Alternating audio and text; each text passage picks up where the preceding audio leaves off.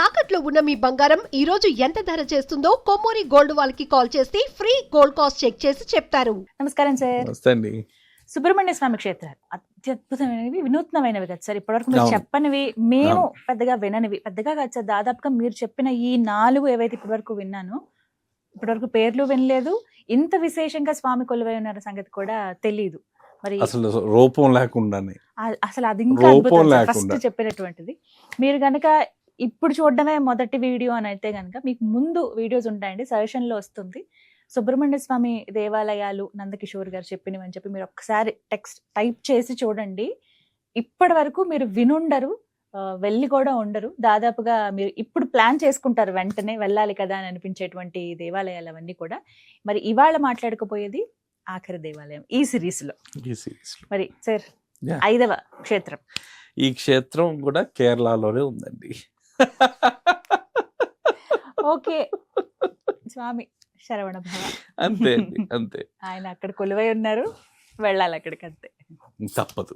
ఎందుకంటే వినూత్నం కావాలి అంటే కొంచెం విభిన్నంగానే వెళ్ళాలి మనం. సో ఈ పెరున్న శ్రీ సుబ్రహ్మణ్య స్వామి టెంపుల్ చెంగనసెర్రి, కేరళ అండి. చెంగనసెర్రి, కేరళ.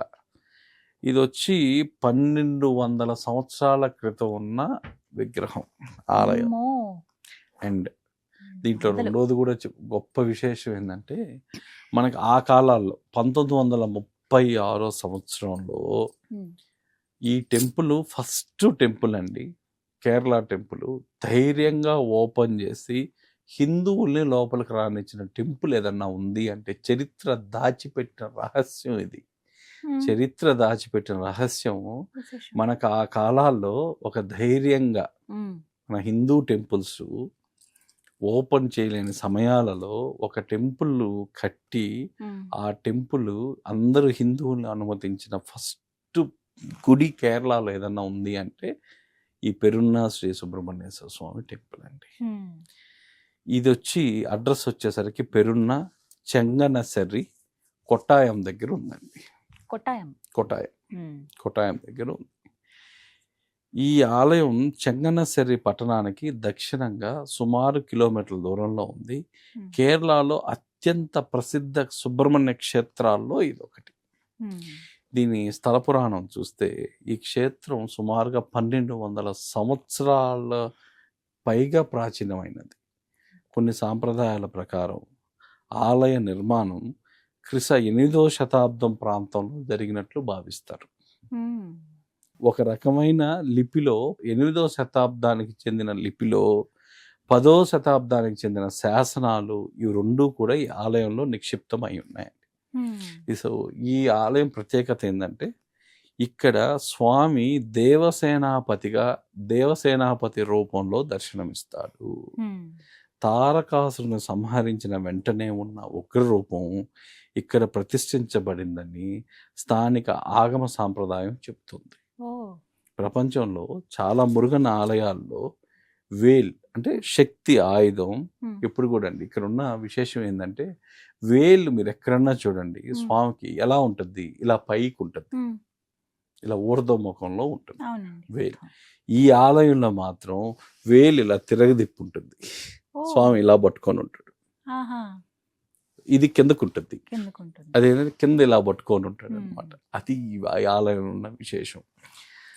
సో ఇక్కడ మాత్రం వేలు కింద చూపుతూ ఇది అధర్మ నిర్మూలనకు, అనంతర శక్తిగా స్థిరకరణకు సంకేతంగా చెప్పుకుంటారు.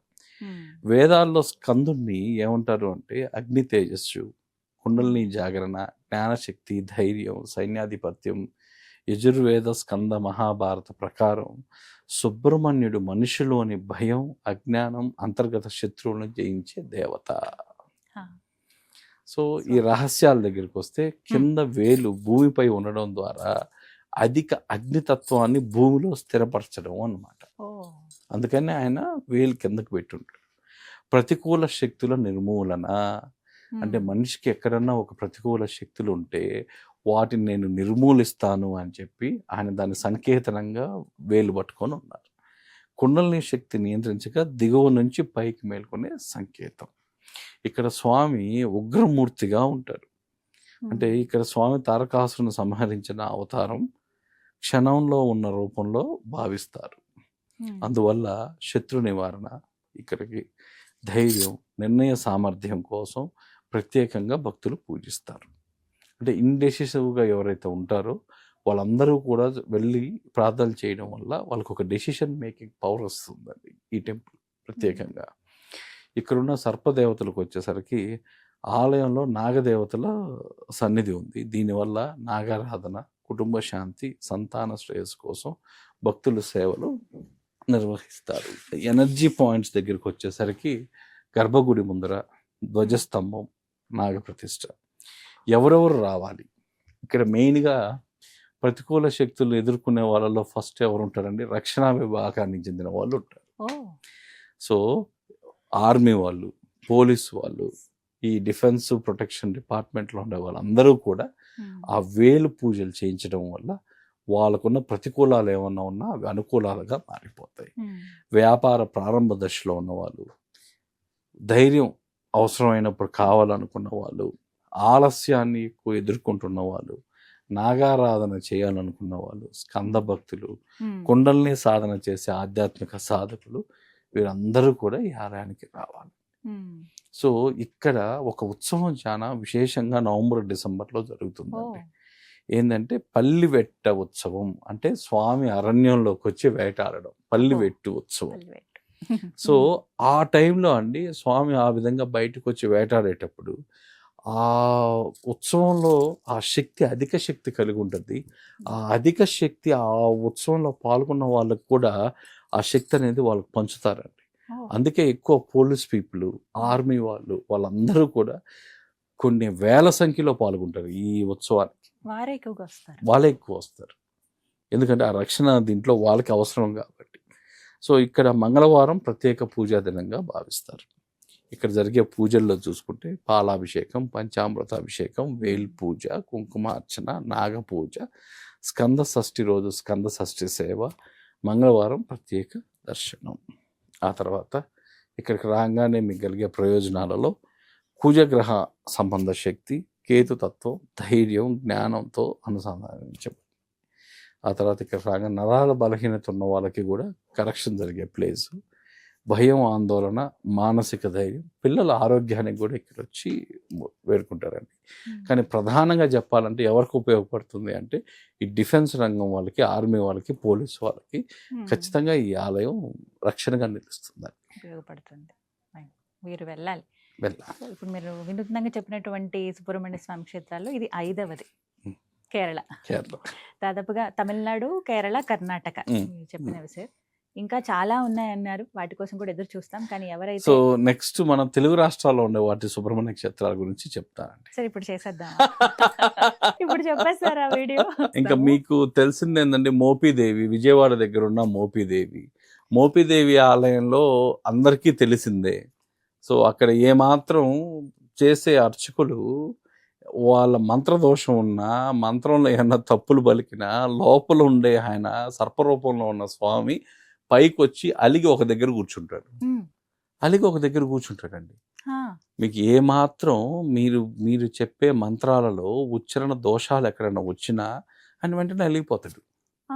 మీ అందరి ముందే లోపల గర్భగుడిలో నుంచే పుట్టు ఉంటుంది, ఆ పుట్టులో నుంచే వస్తారు ఆయన. ఇప్పటికీ పూలమాల వేస్తే పూలమాల తీసుకుంటాడు. మీరు ఇది అందరికీ తెలిసిన విషయం అండి. ప్రత్యక్షంగా చూడొచ్చని తెలుసు.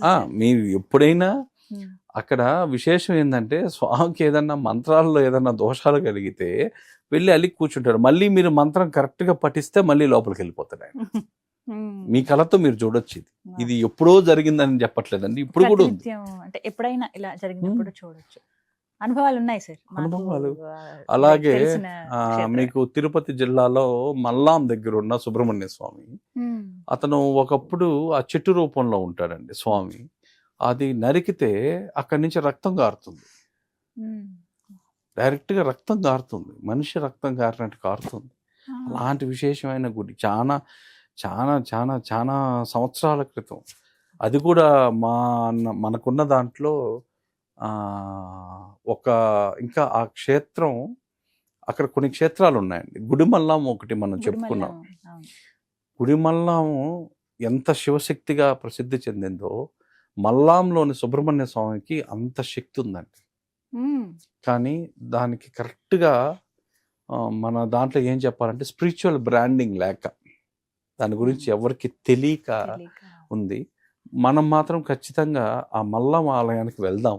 తప్పకుండా మనం వెళ్ళి, ఎందుకు అంటే భక్తులకి చెప్పాల్సిన చూపించాల్సిన ఎనర్జీ పాయింట్స్ ఒక్కొక్క పాయింట్ ఎంత ఇంపార్టెంటో వాళ్ళ కళ్ళకు కట్టినట్టు చూపిద్దామండి.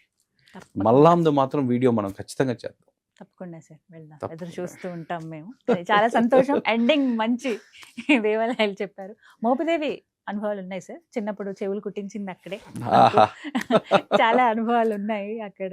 అందుకే అండి మీరు ఎవరైతే ఇక్కడ ప్రాంతం వాళ్ళు కుక్కీకి వెళ్ళి సర్ప సంస్కార పూజలు చేయలేని వాళ్ళందరూ కూడా మోపిదేవిలో మీకు పొద్దున జరిగే 5:30 గంటల పూజలో మీరు పాల్గొనడం వల్ల, అభిషేకం చేయడం వల్ల మీకు అసలు చాలా మందికి రిజల్ట్ ఓరియంటెడ్ సెంటర్ అది మోపిదేవి. చాలా ప్రత్యక్ష లైవ్ ఎనర్జీ సెంటర్స్ అండి అవన్నీ కూడా. సర్పరూపంలో ఇప్పటికే సుబ్రహ్మణ్యుడు అక్కడ కొలువై ఉన్నాడు. ప్రత్యక్షంగా చూడొచ్చు స్వామిని, ఎనర్జీని ఫీల్ అవ్వచ్చు. భలే ఉంటుంది. మీకు చెప్పాం కదండి, ప్రతి సుబ్రహ్మణ్య క్షేత్రంలో ఒక విచిత్రం ఉంటుంది. అతను చెప్పుకుంటూ పోతే ఏదో ఒక మహిమ ఉంటుంది. అది అందరికి కళ్ళకు కనిపించేటట్టే ఉంటుంది. ఆయన ఉన్న శక్తి, సుబ్రహ్మణ్య శక్తి ఏ విధంగా ఉంటుంది అంటే ఒకప్పుడు మన పుస్తకాల్లో వెతుక్కోవలేదు, మన కళ్ళతో మనం ఆ గుళ్ళోకి వెళ్ళి వెతుక్కోవచ్చు. పుస్తకాలలో ఎక్కడో బాత వెతకాల్సిన అవసరం లేదండి. ఇలాంటివన్నీ కూడా ఈ జనరేషన్ కిడ్స్ కి చెప్పడం కాకుండా చూపించడం అనేది మొదలు పెడితే వాళ్ళలో ఆలోచన శక్తి పెరగద్ది. మల్లాం గుడి మాత్రం చేద్దామండి, ఖచ్చితంగా చేద్దాం. చాలా సంతోషం సార్. కొత్త దేవాలయాలు, ముగింపులో ఉన్నటువంటి తెలుగు రాష్ట్రాల్లో ఉన్న దేవాలయాలు కూడా చెప్పినందుకు ధన్యవాదాలు. నమస్కారం సార్.